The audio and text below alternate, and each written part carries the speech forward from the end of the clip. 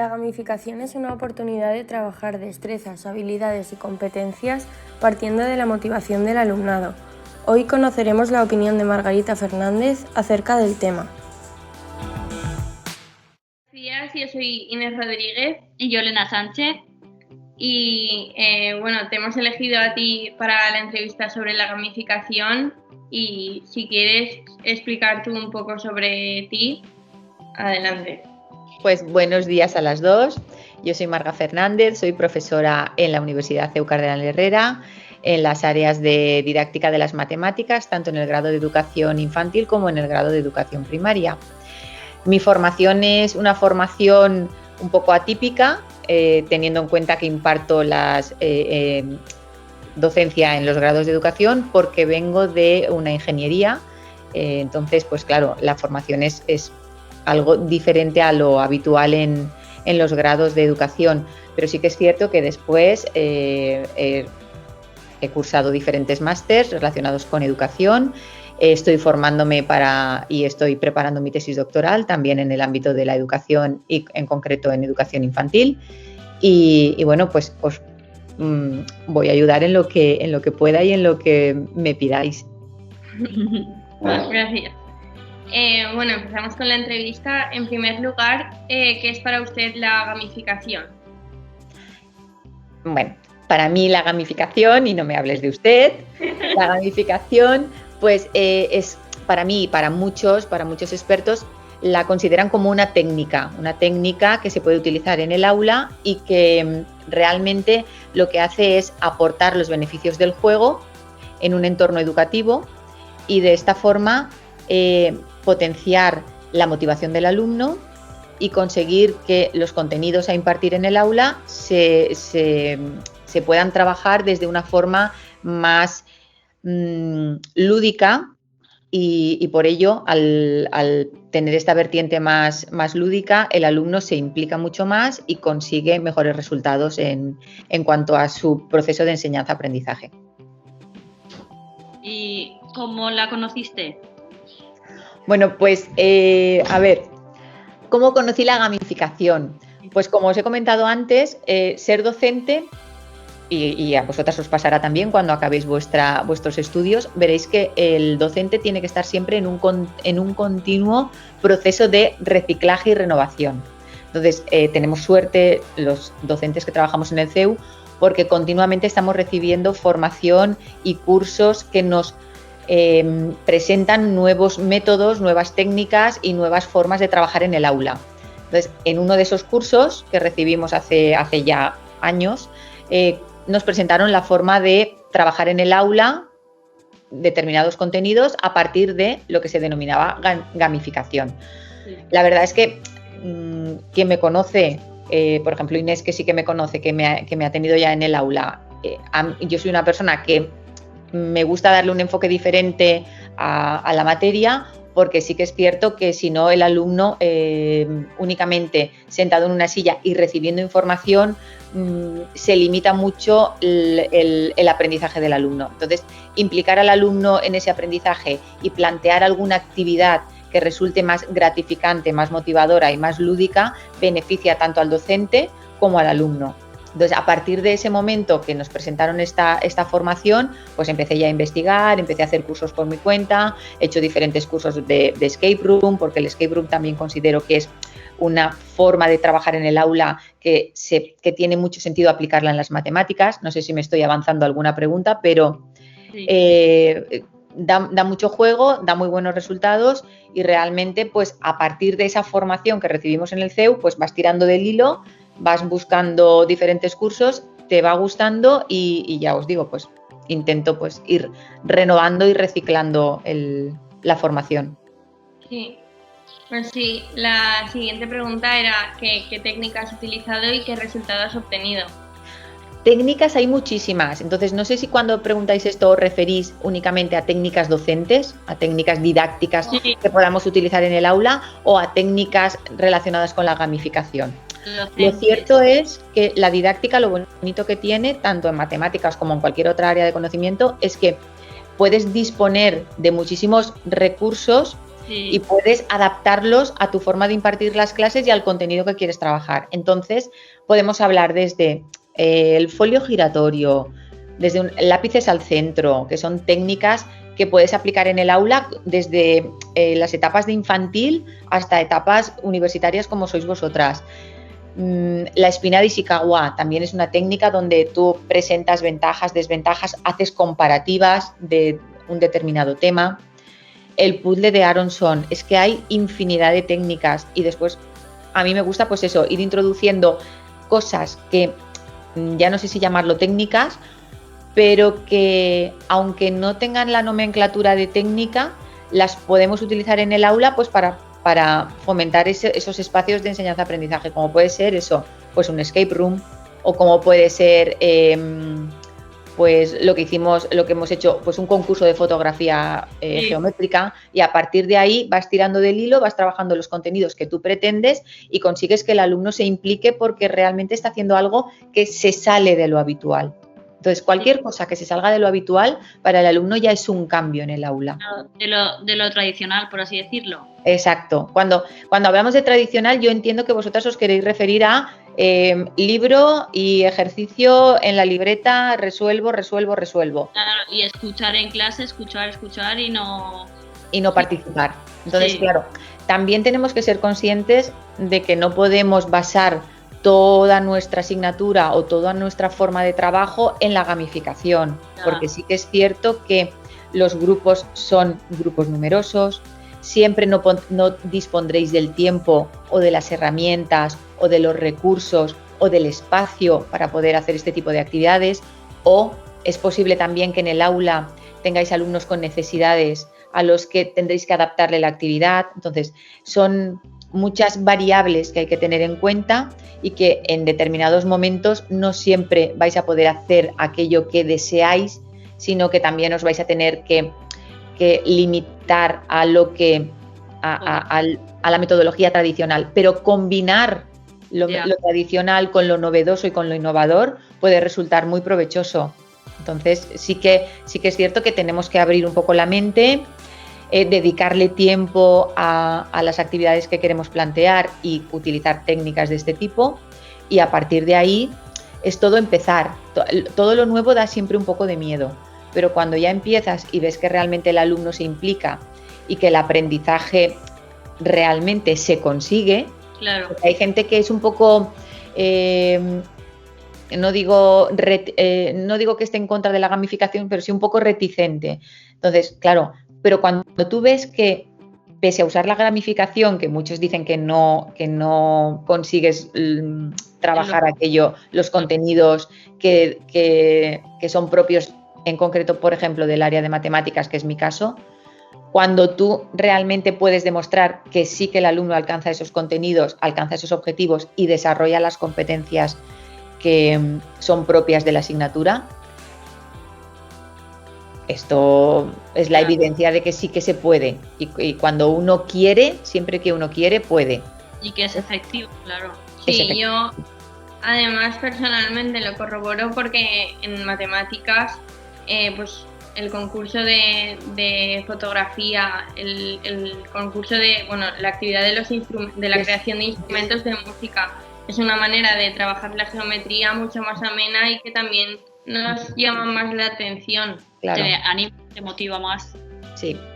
Se trata de eso. Al final se trata de motivar al alumno, que no entretener. No hay que confundir entre motivar y entretener, porque a veces ahí se confunden los términos. Entonces parece que como que el maestro, como el docente, como si el docente tuviera que ser un bufón en el aula para divertir al alumno. No, tú tienes que motivar al alumno y tienes que conseguir que se implique en el proceso de aprendizaje. Si tú consigues eso, estás dando un paso gigantesco, y el resultado es muy satisfactorio tanto para el alumno como para el docente, y se consigue y se trabaja lo mismo, o sea, se alcanzan los objetivos igual. ¿Y crees que la gamificación tiene influencia en el aprendizaje cooperativo?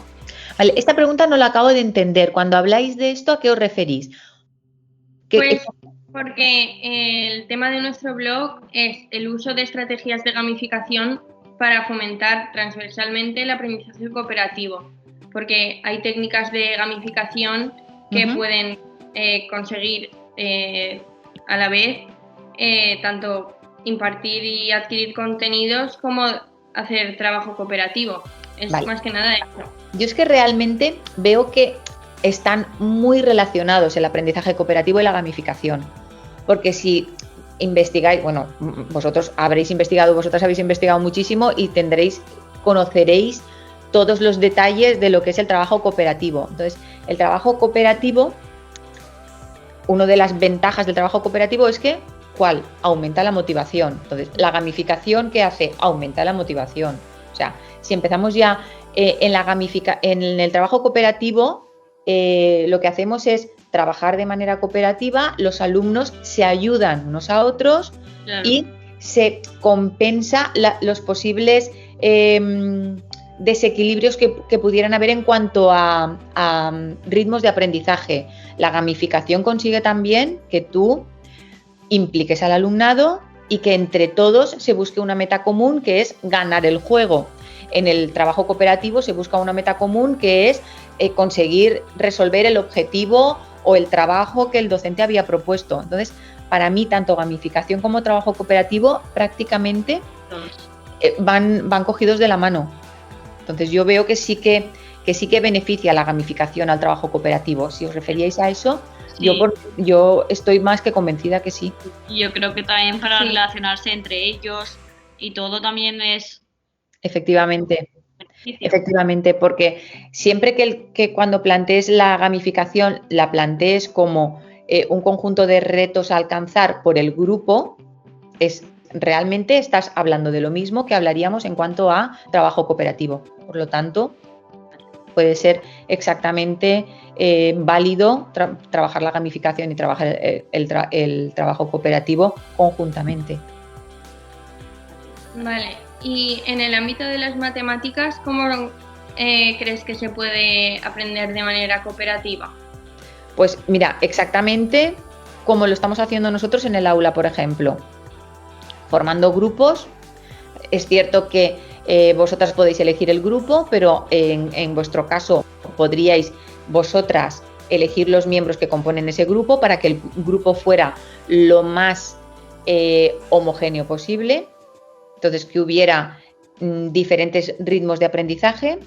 Sí. De esa forma se podrían ayudar unos a otros para compensar carencias, elegir a uno que fuera bueno organizando, elegir a otro. Entonces, en matemáticas hacemos eso. O sea, que tenéis un grupo de trabajo donde en ese grupo hay que alcanzar un objetivo común, que es el que sea en ese momento, la tarea que se os haya propuesto.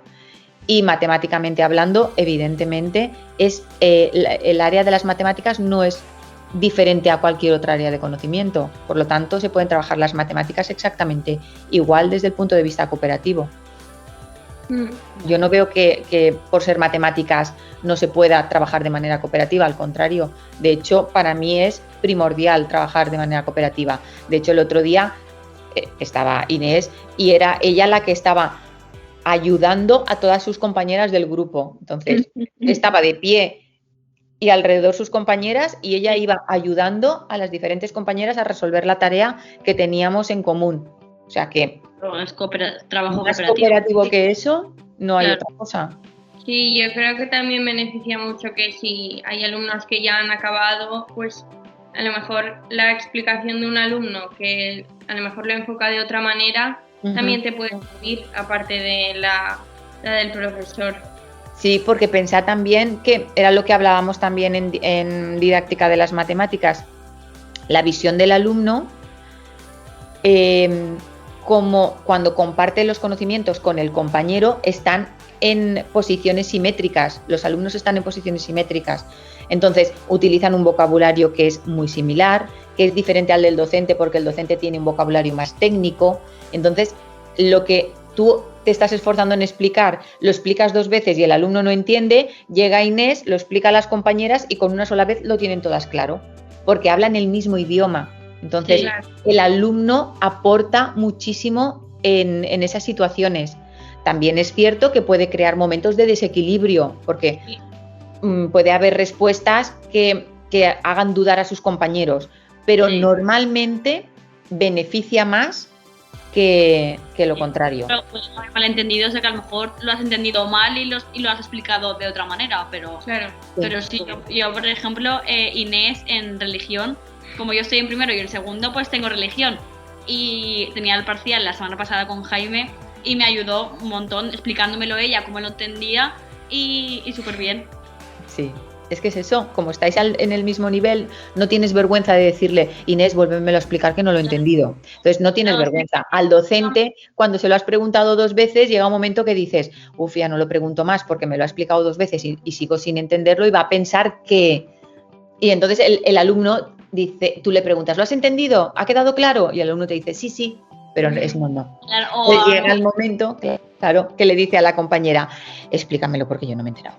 claro, Y la compañera se lo explica y ha arreglado todo. O o sea que, también le puedes preguntar, pues dime un truco para cómo te aprendiste tal. exacto. A lo mejor al profesor no le dices, ay, ¿me puedes decir este truco para aprenderme esta definición? Sí, O, porque el sí. profesor te dice, no tienes que aprendértela de memoria, tienes que comprenderla. Y tú dices, sí, pero yo quiero aprendérmela para el examen. Entonces, pues sí, el compañero, como está en nuestro mismo nivel, siempre nos ayuda mucho. Y eso es lo que pasa en el trabajo cooperativo y lo que pasa en matemáticas. En matemáticas todavía se potencia más esto porque las matemáticas son contenidos donde hay que practicar mucho y no hay únicamente que entender la definición, sino además hay que entender la definición y el procedimiento resolutorio. Hemos hablado antes de ello, pero que respecto al método tradicional de enseñanza, ¿crees que hay que suprimirlo? Y pues... Lo que habíamos dicho, yo tanto como suprimirlo no sería tan drástica, pero sí que es cierto que por lo menos renovarnos y combinar método tradicional, en ocasiones es necesario, el libro nos sirve de apoyo, la clase magistral en ocasiones es válida y útil, pero también hay que combinar con muchísima práctica, con muchísimo taller donde el alumno sea protagonista y con muchísimos espacios que den cabida al trabajo cooperativo, porque el trabajo cooperativo también fomenta la competencia de aprender a aprender, porque vais a tener que investigar, vais a tener que buscar la información, vais a tener que seleccionar la información válida para resolver el reto que se os plantee. Entonces, yo creo que lo adecuado, no desechar totalmente, pero sí que combinar. Sí, innovar. Innovar. Tenemos que ir cambiando un poquito el chip.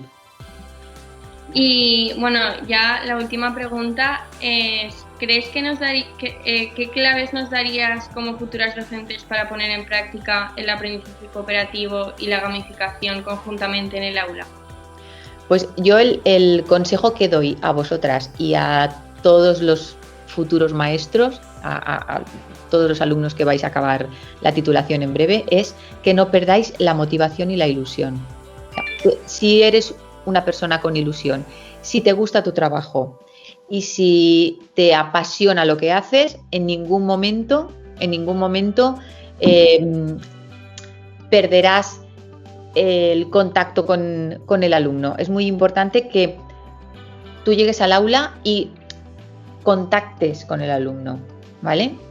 Que el alumno te vea cercano siempre sin perdernos el respeto en ningún momento, porque al final uno está en su rol de docente y el otro está en su rol de alumno. Lo que os decía, que no perdáis en ningún momento la ilusión y la motivación, que os preocupéis por el alumno que tenéis delante, tanto a nivel académico como a nivel personal, que conozcáis al alumno, que os preocupéis por él. Y todo esto hará que podáis trabajar de manera cooperativa porque conoceréis a cada uno de vuestros alumnos, podréis agruparlos adecuadamente y podréis potenciar todas las cualidades de cada uno de ellos. Entonces, es muy interesante que en todo momento os preocupéis por el alumno y que realmente os apasione el trabajo, lo que hacéis, porque ser docente implica muchísima carga de horas, no es solamente llegar al aula y dar la clase, hay un trabajo detrás que es preparar las clases, es preparar los juegos, es preparar las actividades, es después evaluar esas actividades atendiendo a una rúbrica que realmente se ajuste a lo que tú le has pedido a los alumnos. O sea, hay muchísimo trabajo que si lo piensas dirías, me voy a lo tradicional, que es llego, doy mi lección y Santas Pascuas. Y yo creo que no, que al final, y me consta por lo poquito que conozco a Elena y por lo que ya bastante voy conociendo a Inés, que en vuestro caso sois personas que sois vocacionales. Entonces, si uno es vocacional, al final no te importan las horas de trabajo, sino lo que consigues con esas horas. Entonces, claro. Si os preocupan vuestros alumnos, si os gusta vuestro trabajo y si sois unas motivadas, que me consta que lo sois, al final en ningún momento os supondrá un gran esfuerzo trabajar de manera cooperativa en el aula, pero tenéis que conocer al alumnado que tenéis en el aula. Si conocéis al alumnado, el resultado siempre será positivo. Si no os preocupáis por conocerlo, puede ser que no alcancéis el objetivo que os proponíais. Vale, pues bueno, sí. pues moltes gràcies De res. per ajudar-nos i això. Jo espero que vos servisca, no sé.